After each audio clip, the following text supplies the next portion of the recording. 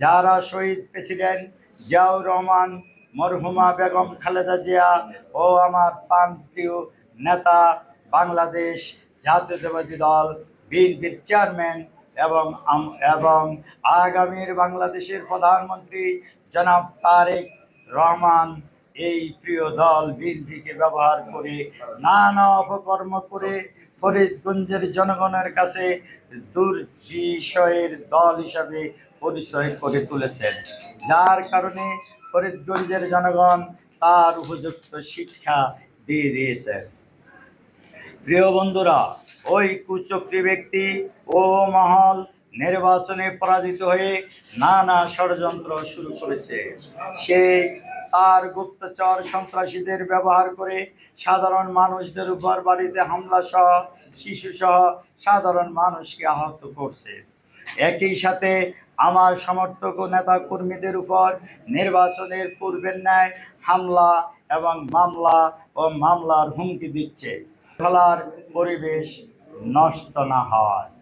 যদি এমন কিছু কেউ করে, আমি থানার ওসিকে বলেছি তার বিরুদ্ধে যেন কঠোর ব্যবস্থা নেওয়া হয়। এই ক্ষেত্রে আমি হান্নান জিরো টলারেন্সে আছি। প্রিয় সাংবাদিক বন্ধুরা, আমি শুনেছি ওই পরাজিত ব্যক্তি নাকি এখন বলে বেড়াচ্ছেন নির্বাচন নাকি কে বা কারা কার চুরি করেছে, কোথাও নাকি কেন্দ্র দখল করেছে। এই সব পাগলের প্রলাপ ছাড়া আর কিছুই নয়। আমার জন্মের ইতিহাসে এমন পরিচ্ছন্ন নির্বাচন আমি এবং ফরিদগঞ্জবাসী কখনো দেখিনি। ওই ব্যক্তি নির্বাচন কমিশন ও প্রশাসনকে প্রশ্নবিদ্ধ করার জন্য উদ্দেশ্য প্রণোদিতভাবে অপপ্রচার করে ফরিদগঞ্জের শান্তি শৃঙ্খলা নষ্টের পায়তারা করছে। আমি পরিষ্কার ভাষায় হুঁশিয়ার করে দিচ্ছি, আপনি আপনার সন্ত্রাসীদের থামা। আমার এবং আমার নেতা কর্মীদের উপর বহু জুলুম করেছেন।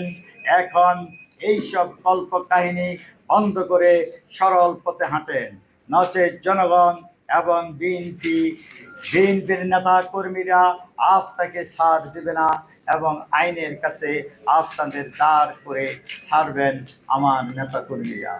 ইনশাল্লাহ আমি পবিত্র সংসদের সদস্য হিসাবে শপথ নিয়ে এবং মহা সংসদের প্রথম ধাপের কাজগুলি শেষ করে এলাকায় এসে পবিত্র রমজানে পৌর ফরিদগঞ্জের প্রতিটি এলাকায় গিয়ে সবার সাথে দেখা করব।